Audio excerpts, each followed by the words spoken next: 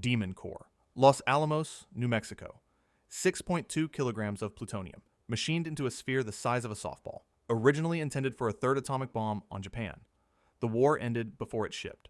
The sphere stayed at the lab for criticality experiments. August 21st, 1945. Harry Daghlian, 24, physicist, working alone after hours. He's stacking tungsten carbide bricks around the core to study neutron reflection. He drops one. The core goes prompt critical. Blue flash. He pulls the brick off with his bare hand to stop it. He dies, 25 days later. May 21st, 1946. Same sphere. Louis Slotin, 35, demonstrating the same kind of experiment to 7 colleagues, preparing his replacement. 2 beryllium hemispheres around the core, separated by the blade of a flathead screwdriver. The technique is called tickling the dragon's tail. The screwdriver slips. Blue flash. Heat. The room tastes of metal. Slotin pushes the upper hemisphere off with his hands. He's been the closest. His body shielded the others. He dies in 9 days. The lab nicknames the sphere the Demon Core. Hands-on critical assemblies are formally banned. All future criticality work goes remote. The sphere itself is melted down later that summer and cast into weapons-grade material for the Operation Crossroads tests. 2 physicists. 2 accidents. Same 6.2 kilograms. Enrico Fermi had given Slotin's team a number. Within a year, he said, one of them would be dead doing it that way. He was almost exactly right. Kyshtym, September 29th, 1957. Mayak Production Complex, Eastern Urals. The closed city of Ozyorsk doesn't appear on Soviet maps. Plutonium for the Soviet bomb program is made here. Tank 14, 80 cubic meters of high-level liquid waste. Uranyl nitrate, sodium acetate, ammonium nitrate. The cooling system has been broken for over a year. Maintenance staff know. They've stopped reporting it. The waste self-heats. Temperature in the tank climbs past 350 Celsius. 4:20 p.m. The tank explodes. Chemical, not nuclear. Force equivalent to 70 tons of TNT. The concrete lid weighs 160 tons. It travels 25 meters. A radioactive plume rises 1 kilometer into the air. The wind carries it northeast. 23 villages downwind. Population around 10,000. They are not told. They are not evacuated for between 7 and 700 days, depending on distance. The contaminated zone becomes the East Urals radioactive trace, roughly 20,000 square kilometers. Official death toll from radiation, around 200. True figure unknown. The Soviet Union does not acknowledge the disaster. Western intelligence pieces it together from emigre accounts in the 1970s. The first official admission comes in 1989. 32 years of silence. Mayak workers had been pouring liquid waste straight into Lake Karachay for years before Tank 14 exploded. The lake was already lethal at the shoreline. The system that built Kyshtym had decided long before that a closed city's waste was easier to bury than to treat. Windscale, Cumbria, northwest England. October 10th, 1957. 12 days after Kyshtym. Pile 1. A graphite-moderated reactor producing plutonium and tritium for the British nuclear weapons program. Air-cooled. No containment building. Wegener energy. Heat stored in the graphite during normal operation, released by deliberately heating the core in a controlled annealing. The annealing on October 7th doesn't take. Operators heat the core a second time, harder. The core is on fire. They don't know yet. October 10th. Instruments show rising radioactivity in the cooling air. Tom Tuohy, Deputy General Manager, puts on protective gear and climbs to the top of the reactor. Pulls a fuel channel inspection plug. He sees red-hot fuel cartridges glowing inside the core. 11 tons of uranium are burning. Carbon dioxide doesn't stop it. Tuohy orders water. Engineers warn the hydrogen could detonate. Tuohy goes back up the reactor and watches the hose pour in. It works. The fire dies after 30 hours. Iodine-131 is released across England, the Irish Sea, and northern Europe. Milk from a 500 square kilometer area is dumped in the sea for a month. Estimated long-term cancer cases in the public, between 100 and 240. Tuohy lives to 90. His family attributes his eventual cancer to that day on top of the reactor. Pile 1 is sealed, fuel still inside. The seal is still in place today. The fire was contained. Contained, in this case, meant the building survived. Everything that left the chimney was downwind for 10 days, and the chimney filters had been added late in construction over the protests of the chief engineer, who was right. SL-1, Idaho, January 3rd, 1961. Stationary Low Power Reactor No. 1, a small experimental military reactor designed to power Arctic radar stations. 3 operators on a routine maintenance shift over the New Year holiday. John Burns, 27. Richard Legg, 26. Richard McKinley, 22. 9 p.m. The men are reattaching the central control rod to its drive mechanism after maintenance. Procedure says lift the rod about 10 centimeters to reseat it. Burns lifts it about 50. Power goes from 0 to 20,000 megawatts in 4 milliseconds. The The water in the core flashes to steam. The reactor jumps off its support, about 3 meters into the air, and slams back down. A shield plug, weighing roughly 13 kilograms, is propelled upward by the steam. It strikes Legg in the groin and exits through his shoulder. He is pinned to the ceiling. McKinley dies of a head injury within hours. Burns dies the same night. Recovery teams reach Legg's body 2 days later. The bodies are buried in lead-lined coffins, wrapped in plastic. Legg's hands and head are interred separately at the test site. 2 radioactive, only fatal reactor accident in United States history. Cleanup of the site takes 2 years. The reactor design, a single central control rod capable of taking the core, supercritical if mishandled, is abandoned across the entire AEC program. The cause of Burns lifting the rod, that far, has never been resolved. Theories: maintenance error, mechanical sticking, deliberate suicide murder over an alleged affair between Legg and Burns' wife. Official Atomic Energy Commission verdict: cause unknown. This case breaks the pattern. There is no systemic failure to identify, no manual to indict, no warning that was filed and ignored. There are 3 men in a room, 1 rod, 4 milliseconds, and a question that has stayed open for 65 years. K-19, July 4th, 1961. Soviet ballistic missile submarine, Project 658, on its first major exercise in the North Atlantic. 2 pressurized water reactors. Captain Nikolai Zatayev, 35. 140 crew. 4:15 a.m. Pressure drops in the primary cooling loop of the starboard reactor. A weld has failed. Coolant is leaking onto the reactor. Without coolant, the core will melt within hours. There is no backup cooling system. The submarine was launched without one. Zatayev orders an improvised solution. Engineers will weld a secondary water pipe directly into the reactor compartment while the reactor is fissioning. 8 men go in shifts. Lieutenant Boris Korchilov, 24, leads the first team. He has volunteered. They work for hours in temperatures climbing past 60 Celsius. Steam, vapor, chemical suits, no proper radiation gear. The pipe is welded. The reactor cools. The submarine surfaces and is towed home. All 8 men in the welding teams die within 3 weeks of acute radiation syndrome. 14 more crew die over the following 2 years. Survivors are ordered to sign non-disclosure agreements that hold for 30 years. The submarine is decontaminated and returned to service.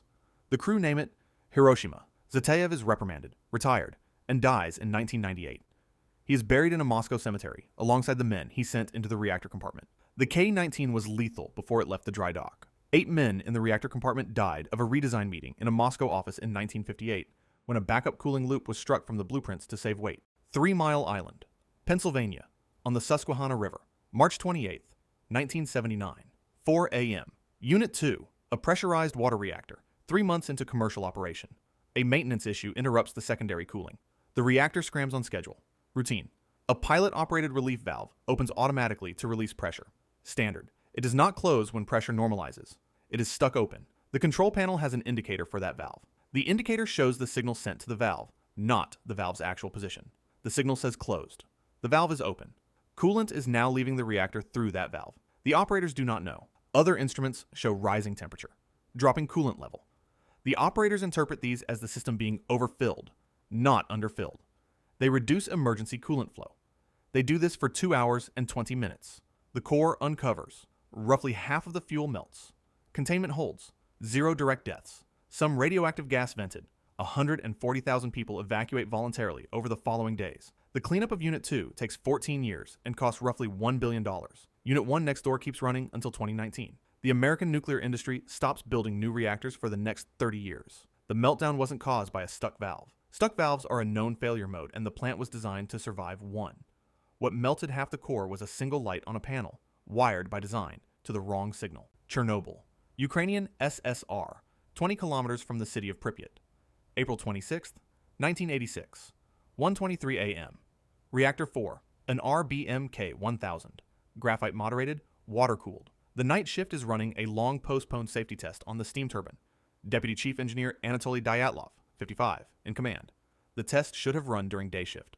Day shift had prepared for it. The test was postponed and handed to the night shift, who had not. Reactor power drops well below the planned level, into a regime the RBMK is not certified for. Dyatlov orders the test to continue. Operators withdraw control rods to raise power. Almost all of them.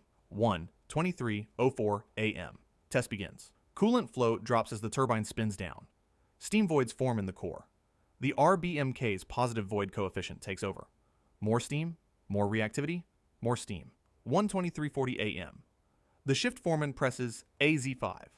Full reactor shutdown. The control rods have graphite tips. As they enter the core, they momentarily increase reactivity before they reduce it. Power surges to roughly 30,000 megawatts, 10 times rated capacity. 2 explosions. The 1,000-ton upper biological shield is thrown clear. The core is open to the air. Firefighters arrive within minutes. They are told it is a roof fire. Vasily Ignatenko, 25, is among the first on scene. None of them have radiation gear.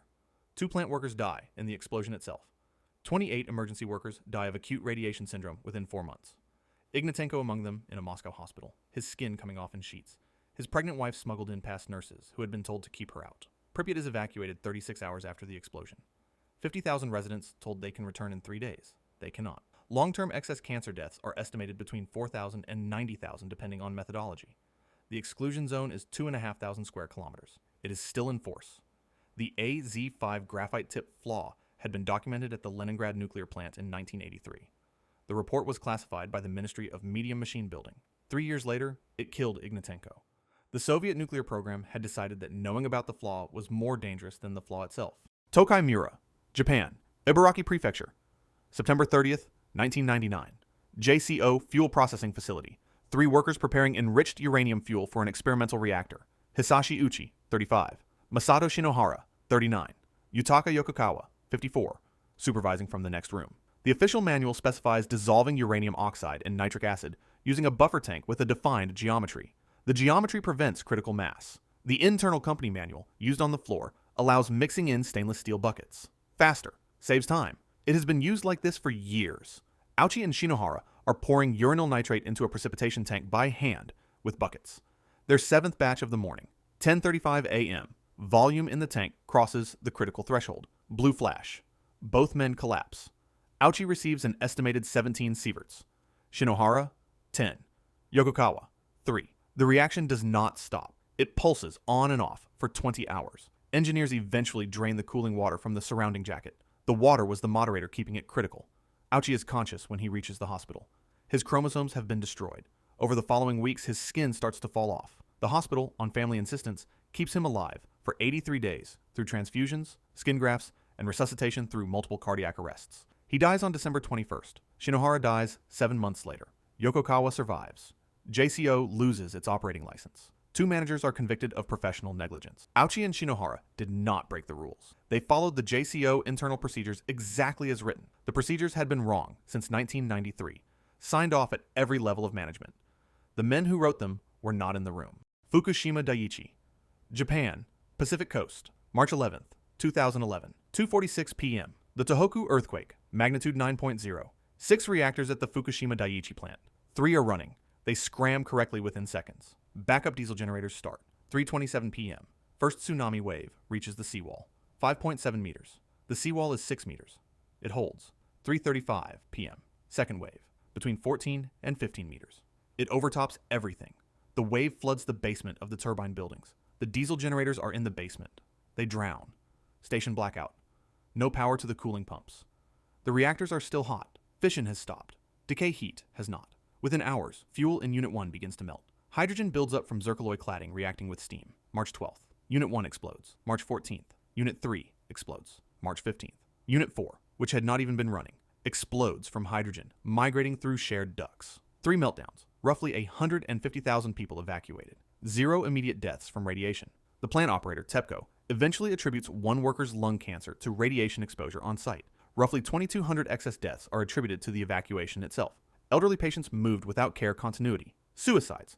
The slow attrition of dislocation. The cleanup is projected to take 40 years and cost $200 billion. The evacuation zone is being reduced incrementally.